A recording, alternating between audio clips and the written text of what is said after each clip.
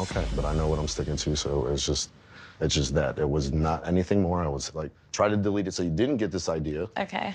You can keep smiling all you want. Like, I have nothing to hide. Like, you could go through Sounds like you do. Okay, yeah, I'm hiding everything. Like, I'm just... I really don't know how I feel about this episode, because at times you watch MAFS and you end up with so much whiplash because it's so many things going on at the same time. So to have an episode where things are so calm and you can actually understand what's going on was amazing. I loved, the Meet the Families for Camila and Thomas. They're my favorites, so I'm always going to enjoy whatever they do.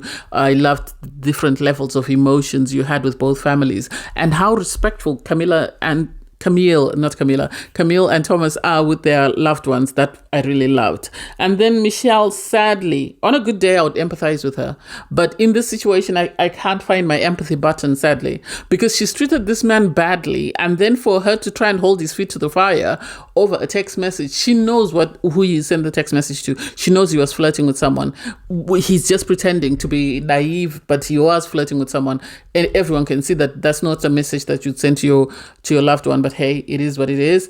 And then Ike, I don't even know why he's still on the show. That man needs to go home. He really needs to go home.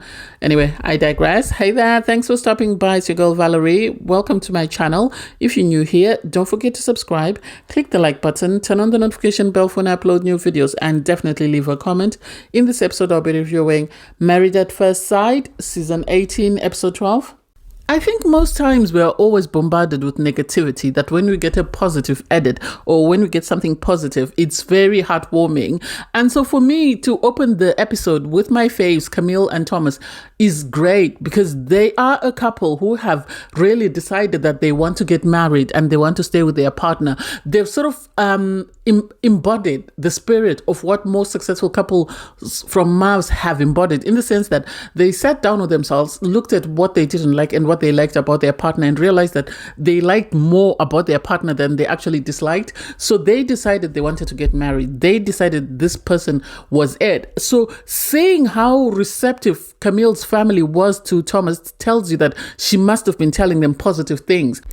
You have Camille and Thomas go and meet Camille's family. So we get to meet her grandma, we get to meet her uncle, and we also get to meet her dad, which was really amazing. And the joy that they had at meeting Thomas and how relaxed they were. I would assume this is not the first time Thomas has met Camille's dad outside of Meet the Parents or the wedding day. And so to see them sit down and sort of show him a portfolio of her, everything that her grandma saved, and to give him an insight into the woman that he's married to was amazing. It really was. And I love that for him, because he's always been saying, I want Camille to just lower her walls and sort of soften up a bit. I'm here. I will catch her when she falls. And I think it's a matter of Camille sort of being comfortable with this man and realizing that he's not going anywhere, and she might as well allow him to love her the way, he feels he wants to love her and the way he feels she deserves to be loved.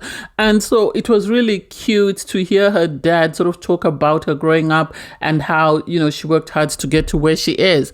I loved it. I really did. And I'm happy that they're at this point whereby they're actually making efforts to know the person they're married to, and they're not mainly focused on the negativity, but are actually open to learning about the person they're married to, open to sort of discovering new things about themselves and, their partner. Well, in this episode, it seems it's time for everyone to meet each other's family. So you have Michelle and David going to see her family, and it's already aux galore, and it's like, who forced them to go? How did they get them to agree to going? Because we all know that Michelle would rather be anywhere else but next to David. So the idea that she's taking David to meet her family, that's a big step. She talks about the fact that she misses her sister's dog, because he asks her who's going to be there. I miss my sister's dog, so I'm looking forward to seeing that. I'm struggling really in Chicago, so I could really do some loving and some care from people that I'm safe around. And it's like, oh my God. Well, on the car ride, Michelle reveals that David sent her a message. She's sort of asking him, did you mean to send me the message? Because I was very confused as to what you meant. It didn't make sense to me why you'd send me that message. And he's sort of like, what message? And then she sent, the text message you sent me. The message reads, you are so damn fine. I just want to eat you up. And so David knows he's been caught. And for his excuse, I don't understand what he thought. He should have just owned up, whether he was sending it to somebody else or whatever it was intended for. The reason he gave as an excuse for why he sent the message didn't make sense, because according to him, his cousin sent him a picture of food that she was holding and he really wanted the food. So that's what he meant by, I can eat you up. And it's like, David, how can you be talking to food? It's one thing if you're looking at the food and you're saying to it, I can eat you up. But for you to send a text message to your cousin saying that doesn't make any sense. It doesn't make any sense. And I don't understand how you think this woman can buy this. This woman has been looking for an excuse of or a reason to dump you. And you're just giving her ammunition, because what you're saying doesn't. I can't understand it really. I can't justify that, oh, you sent a text message to your sister, to your cousin actually, saying you want to eat up food. Make that make sense? You could have sent a message to say, oh, I'm so hungry, please save that for me or whatever. But you sent a message to say I could eat you up. Make that make sense? Anyway, you have Michelle's family there and her friend is there. And her friend said, you have to be patient with Michelle, because when I first met her, I thought she was boring. It took time for her to warm up and for me to realize that she's an amazing person, but it just takes time for her to sort of open up. So once she opens up, she's very loyal, she's very faithful, she's very loving. And it's like, well, if she's a slow burner, then maybe MAFS wasn't it for her. Maybe MAFS wasn't it. Maybe she should have gone on a dating app, or she should have asked someone to introduce her to somebody else. Because MAFS is an 8-week experiment. And if you cannot open up very quickly, then this is not for you. It's time for you to pack up and go home. And I wish they'd called it quits. I really do, because it's not working. It really isn't. And I don't know why they continue to force it when they know that it's not working. David, on his part, seemed open to learning more about his wife. I don't know how he's still here. I don't know how he's still been patient enough to sort of put up with everything that's been going on around him. It doesn't make sense to me, but then maybe that's just me not understanding him. Maybe there is something that he sees in her that we as viewers are not being shown, because if that were me, I wouldn't even go through 2 weeks of someone rejecting me. I would have moved out in the first week and moved on, because she's not opening up. She had a panic attack at the wedding. She keeps calling out every single thing she doesn't like about this man. So what's the purpose? What's the reason behind us even trying to make this thing work when we know that it's not working? You have Madison and Alan. They go they go to play. I don't know, they were throwing a ball at each other. I'm not really into sports, so I don't know what sport that is. And Madison was talking about softball and how she got into softball as a child because her sister was playing it. And, she really struggled when she moved schools. And so this was good for her because of the team spirit and everything else. And for me, Madison, I don't know why she took him to a pitch. We've seen them do so many activities that involve sport. We've barely seen them just sit down and maybe paint or just sit down and have a conversation without the need for any activity. I don't know whether it's her sort of trying to keep her distance from him or is trying to be as disconnected to him as possible. It didn't make sense. I love that Alan is very empathetic and compassionate and is very understanding and has been very patient with Madison and has offered her a lot of reassurance, a lot of compliments. And so I don't know. I don't even know why they're still in the experiment. I don't know what it is about Alan that put her off, because on wedding day, she seemed fine. I know she says she was intoxicated, but still she seemed fine. Whether it was the short, the boxers that he wore for their wedding or whatever it was, it still doesn't make sense. I feel like if she really liked him or if she really was serious about getting married, she would have overlooked that. I said this before, I'll say this again. She would have bought a new wardrobe for him. It's not like he doesn't have the money. He's got a great job. He's got a great home. So I don't quite get why she can't sort of reconnect and sort of try and make this work, whether it's because she's already connected with one of the other husbands or whether it's just that she's so put off, she's got the ex, she's never going to get her head to sort of turn back. I still don't understand what's going on with the two of them.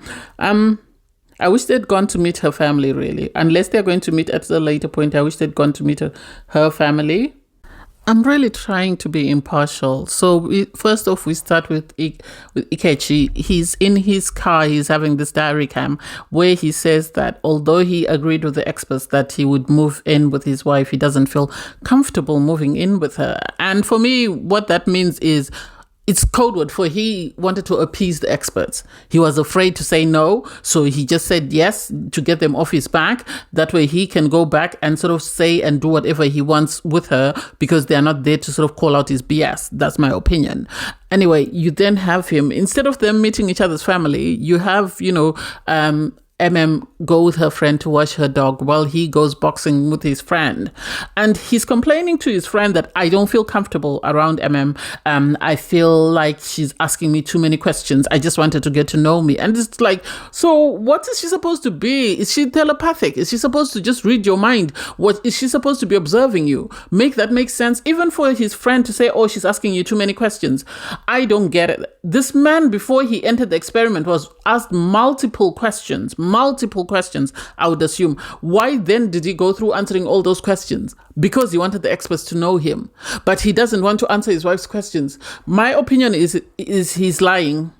He lied about something on his form, and so he's afraid that if he is asked questions and he has to answer, he's going to give the wrong answer, and then MAFS is going to play it, and we're going to realize that he faked his way onto the experiment, which I truly believe he faked his way into the experiment. He wasn't serious about getting married. He wanted to be on the TV show. This is why he moved from one town to the next, so that he could be cast to be on Married at First Sight, but he wasn't there to be married. There is nothing about this woman that says she's not an ideal match. There is nothing.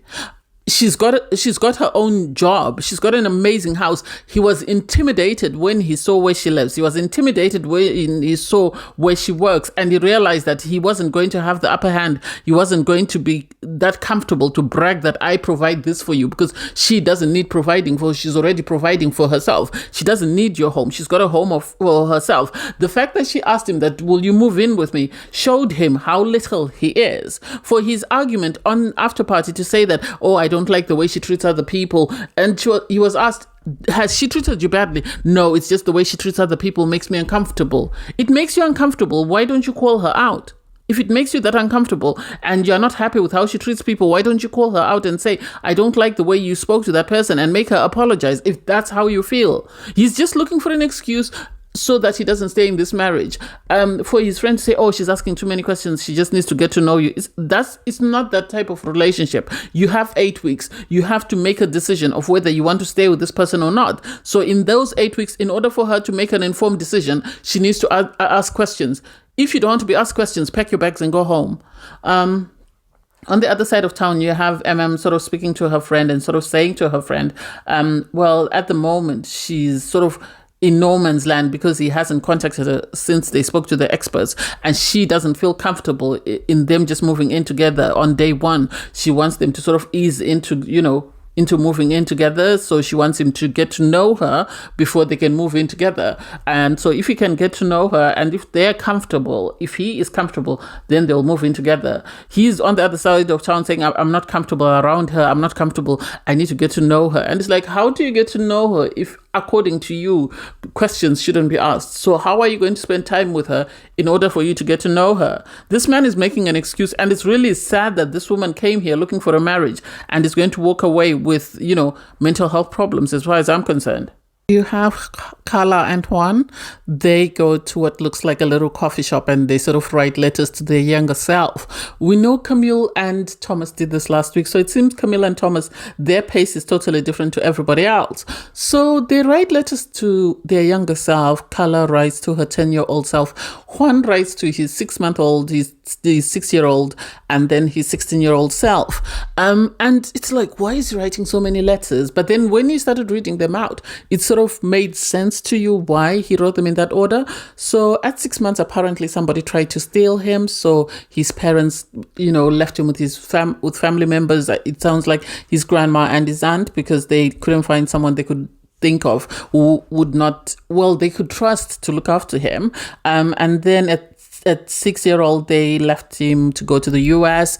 And then when he was 16, his dad was diagnosed of cancer, prostate cancer. And so he became very emotional. At one time, he actually broke down. And I was a bit surprised by Carla. For someone who's so in tune with her spirit and the elements and stuff, I expected her to follow him when he stood up to cry. But she left him. And then she only sort of hugged him at the very end when he had finished reading his letters to himself. It was a very good opportunity for them to get to know one another. In my opinion, it was a very good thing. And I think this is something they need to be doing maybe a bit earlier in their marriages. That way they get to know their partner and they get to lower their walls down. Or maybe it's because they want people to be in a position whereby they're able to trust the person that's going to hear them read their letter and they're not going to judge them.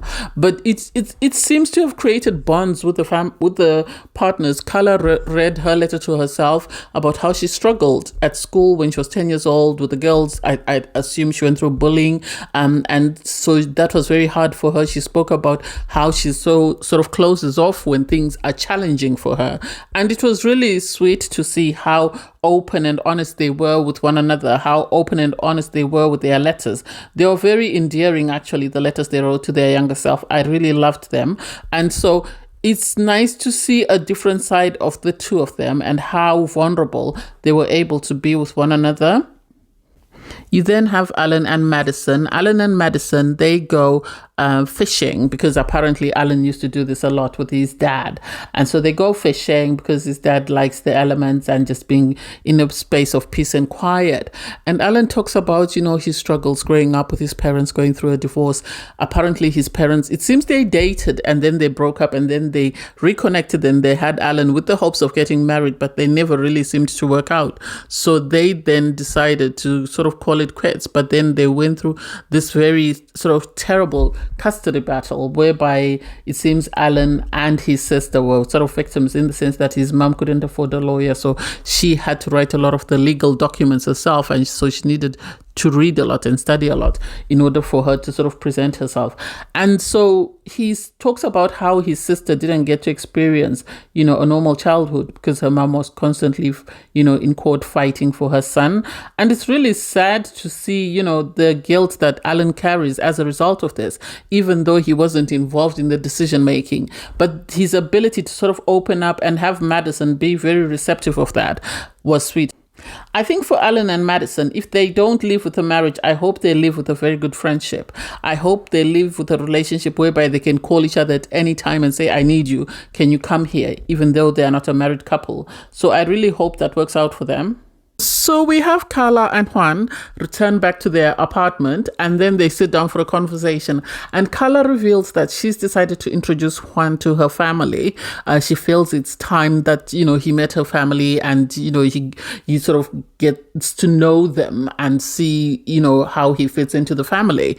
And I think maybe letters to their younger self is what allowed Carla to sort of lower her barriers when it came to him meeting her family. Obviously, she reveals that her family did not sign up for the show, so they want to meet him off camera. I totally agree. On Love is Blind last season, we had a couple whose family met, the spouse to be off camera. And I totally loved this because some parents have really been sort of dragged through the mud. I remember Jeffty's mom. I remember Bless's dad, how they were dragged just because they had questions and they didn't understand what was going on. And the fans couldn't get over that. So I understand why, her family would want to meet him off camera and why they would want to have a private conversation with Juan to see where things lie and see how they feel and sort of express themselves. Juan's family were happy to do it on camera. Amazing for them. But her family are not happy to do it on camera and they want, to do it in private. At the end of the day, they agreed to meet him. That's the important bit as far as I'm concerned. So as long as they agreed to meet him and they want to do it off camera, amazing for them. Amazing. And I hope it all goes well. We get to see them outside her family's home, but we don't get to see the home because I think they want their privacy. So this was really good. This is really good because this is a step in the right direction. This shows that they're making progress in their relationship, which I love for them. And I can't wait to see what happens between the two of them. You have Camille and Thomas go to meet up with his birth mum. I think it was important to Thomas for his birth mum to tell her story on TV. So they get there and she really seems like a very loving and peaceful person. I'm surprised that we didn't get to see his sister, or maybe his sister just didn't want to be on TV because the mum reveals that she had 3 children at one point. And so she gave up because she was a teen mum. So she had her daughter at 16 and then she had the twins. So because she had 3 children and knew she couldn't afford to look after all 3, somebody convinced her to put them up for adoption. And she said she was convinced to put them up for adoption. And then she had a lot of regret because she didn't know whether she had made the right decision for herself in giving up her children. But she's since reconnected with them 7 years ago. And I don't know whether she's reconnected with both or whether she's just reconnected with Thomas. She seems to have a really good relationship with Thomas. They seem to be in a very good space with Thomas. So that was really good. Camille was very excited to meet her. And one thing about Camille is she's always, whatever issues she has with her husband, she's always down to earth and very receptive of the husband's family. So wherever they go for a meeting, she's very open, she's very warm, she's very understanding, she's very empathetic. For her to console his mom when she was crying was amazing. I think the mom fell in love with her. I would really love her.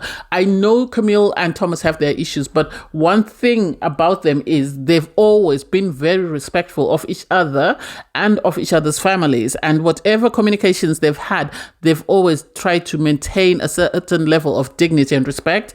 So you can see that these are 2 people that are looking at the long-term goal, because even Camille was saying, we are building our own life, and in building our life, we want to make sure that we know as much as we can about each other and we incorporate that into our new life. And it was like, yay! Have Ike meet up with She says has sent him a message and told him that they need to meet up and talk. So he's turned up because she's asked for him and he has to be there.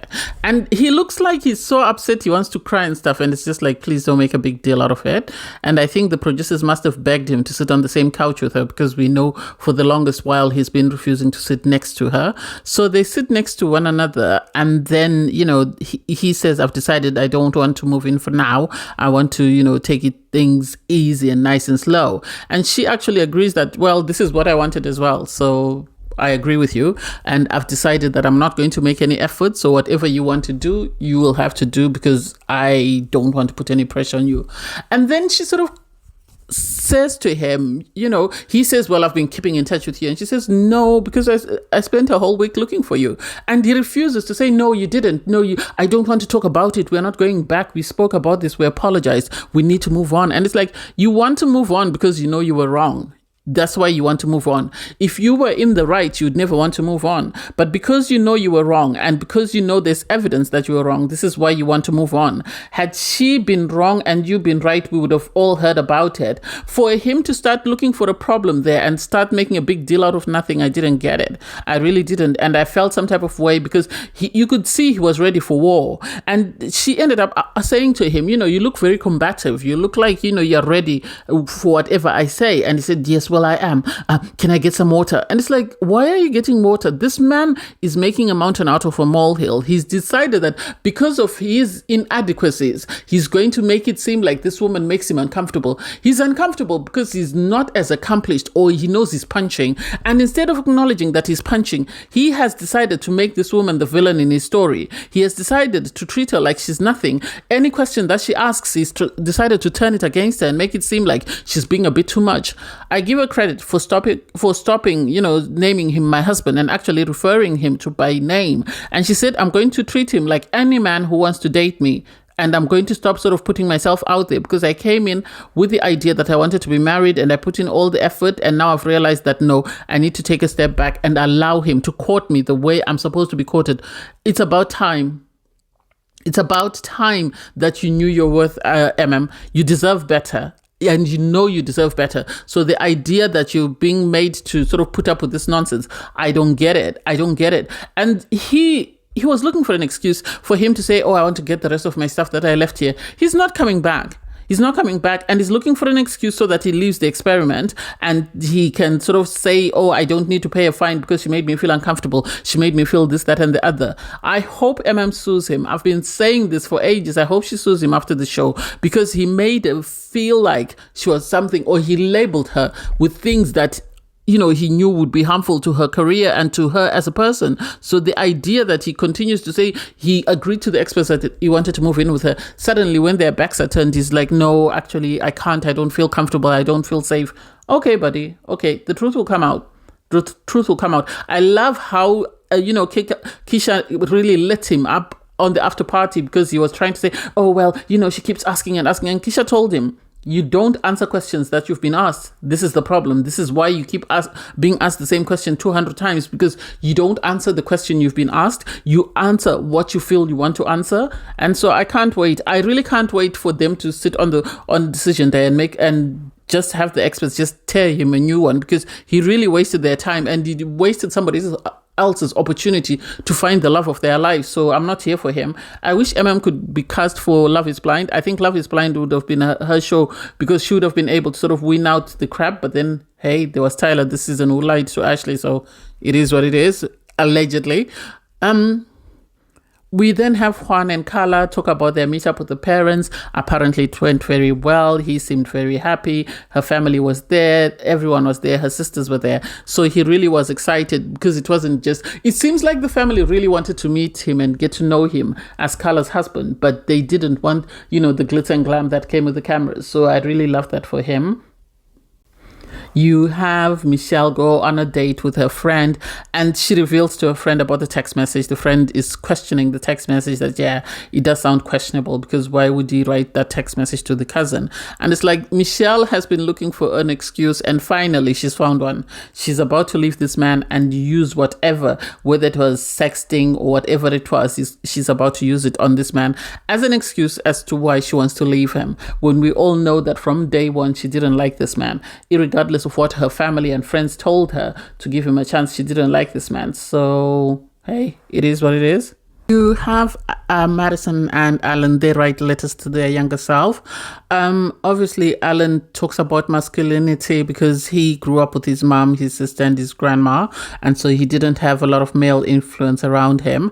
It was really sweet to see, because he was able to open up and sort of discuss his growing up. He has done a lot of opening up for this girl. I'm surprised she really hasn't, accepted that or been open to that. Madison spoke about her grandma and the fact that, she wrote a letter to her 16-year-old self, telling herself to look after, to be very kind and very caring towards her grandma and to hug her a lot more. But sadly, her grandmother passed away in a car accident. And so, this is something that was very heartbreaking for her. Madison and Alan are doing the tasks because they have to do the tasks, as far as I'm concerned, so that they don't get fined.